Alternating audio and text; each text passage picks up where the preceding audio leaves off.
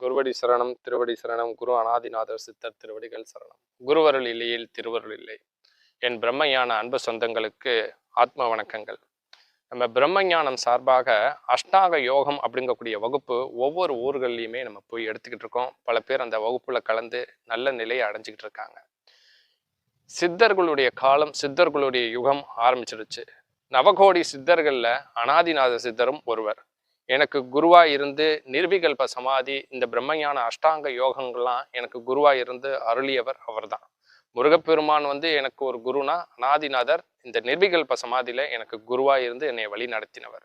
இந்த சித்தர் யுகம் ஆரம்பிக்கும் போது இந்த சித்தர்கள் இந்த பூமிக்கு மீண்டும் வருவதற்கு அநாதிநாதர் தான் ஒரு தொடக்கம்.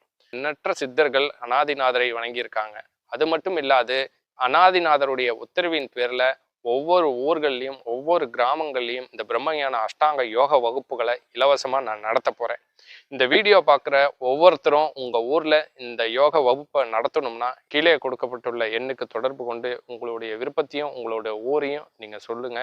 கண்டிப்பா அந்த ஊர்ல நான் பிரம்மஞான அஷ்டாங்க யோக வகுப்புகள் எடுக்கிறோம். இந்த வகுப்புக்கும் மற்ற யோக தவத்திற்கும் என்ன சம்பந்தம்னா, இப்பிறவில மக்கள் பார்த்தீங்கன்னா புனர்ஜென்மத்தினாலேயோ இவ்ஜென்மத்தினாலேயோ நம் முன்னோர்களாலேயோ செய்யப்பட்ட கர்ம வினைகளா இருக்கட்டும், இல்லை ஊழ்வினை பயனா இருக்கட்டும், விதி பயனா இருக்கட்டும், அதனால உடல் ரீதியா மன ரீதியா பாதிக்கப்படுறாங்க. வேலை வாய்ப்பு இல்லை, தொழில் இல்லை, குடும்பத்துல நிம்மதி இல்லை, சந்தோஷம் இல்லைன்னு நிறைய காரணங்கள் சொல்றாங்க. இது எல்லாத்துக்குமே காரணம் அப்படிங்கும்போது பிறப்புங்கிற ஒரு விஷயம்தான்.